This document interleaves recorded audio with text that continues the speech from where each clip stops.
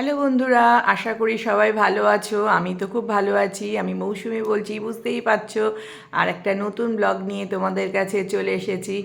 আজকে সকালটা মানে মানডে মানেই খুব মানে কি ব্যস্ত শিডিউল সবার পক্ষেই। তো যাই হোক, আমি সকাল সকাল গরম জল খেয়ে নিই। তোমরা তো জানোই মানে সকালেই গরম জলটা না খেলে আমার ভালো লাগে না, মানে এর মধ্যে একটু লেবু দিয়ে আমি গরম জলটা খাই। তারপরে একটুখানি চা বানিয়ে নিলাম, চাটাও খেতে লাগে সকালবেলায়। তো চাটা একসাথেই খাই, তিনজনে মিলেই একসাথে খেতেই ভালো লাগে সকালের চাটা। যতই কাজ থাকুক যাই থাকুক, চাটা একসাথে খাবারই চেষ্টা করি। তো আমি সকালবেলা দেখো চাটা বানিয়েও নিলাম। লিকার চাই খাই, চিনিও দিই না চায়ে, কারণ চিনিটা খাওয়া সত্যিই খুব মানে কি খারাপ। তো চায়ের সাথে একটু বিস্কিট দিয়ে খেয়ে একটু গল্প করতে করতেই চাটা খাই। তো চাটা এখন গল্প করতে করতে খাওয়ারও সময় পাই না, মনের মধ্যে ঘুরতে থাকে কখন রান্না কমপ্লিট করব। কারণ মানডে সবাই বেরোবে, আমাকে তাড়াতাড়ি রান্নাটাও কমপ্লিট করতে হয়। যাই হোক, চা খেয়ে রান্নাঘরে ঢুকে গেলাম।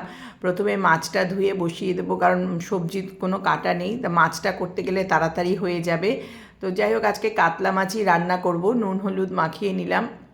আর আমার মা আমাকে ফোন করে বলেছিল যে ওল দিয়ে মাছের ঝোল রান্না করেছিলাম, ভালো খেতে হয়েছে। আমি যদিও কোনো দিন করিনি, মার কথা শুনে আমি একটা ওল মানে একটা ওল দেবো না, যদিও অর্ধেকটা ওল দেবো, কারণ অল্প লোক আমরা, জানোই তো তিনজন মানুষ, একটা ওল দিলে অনেক বেশি থেকে যাবে। যাই হোক, ওল দিয়ে একটু মাছের ঝোল আজকে রান্না করে নিলাম, কাতলা মাছের ঝোল। আর মাছটা তো ভেজেই নিয়েছি, এবার জিরে ফোড়নই মনে হয় দিতে হয়, জানি না, মাকে জিজ্ঞাসা করতে ভুলে গেছি।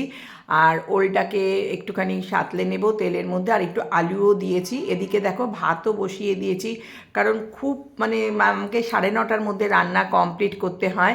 আর দেখো একটু আদা জিরে বাটা দিয়ে দেবো, আর টমেটো দিয়ে দিয়েছি মাছের ঝোলের মধ্যে। এবার আদা জিরে বাটাটা ভালো করে কষানো হয়ে গেলে এর মধ্যে দেখো আমি একটু নুনও দিয়ে দিলাম। যাই হোক, মোটামুটি কষানো হয়ে গিয়ে তেল বেরিয়ে এসেছিলো। আর আমি একটু গরম জলই রান্নাতে ইউজ করি, কারণ গরম জলটা দিলে বেশ ভালো হয়। আর একদিকে দেখো আমি ভাতও বসিয়ে দিয়েছি।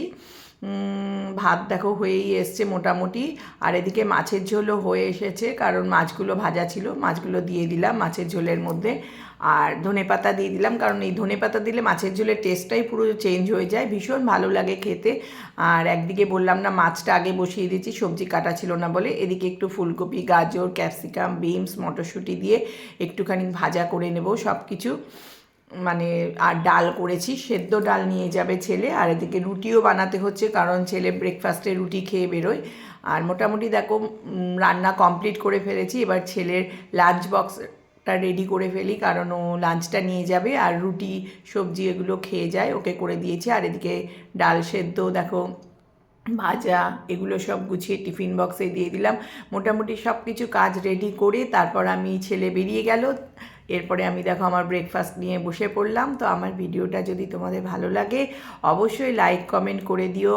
আর সবারই এই সময় খুব ব্যস্ত থাকে, যদি ভালো লাগে পরেও তোমরা ভিডিওটা দেখতে পারো, দেখে অবশ্যই কমেন্ট করো। তো আমার কাজগুলো তোমাদের কীরকম লাগলো অবশ্যই কমেন্ট করে জানিও। সবাই ভালো থেকো, টাটা।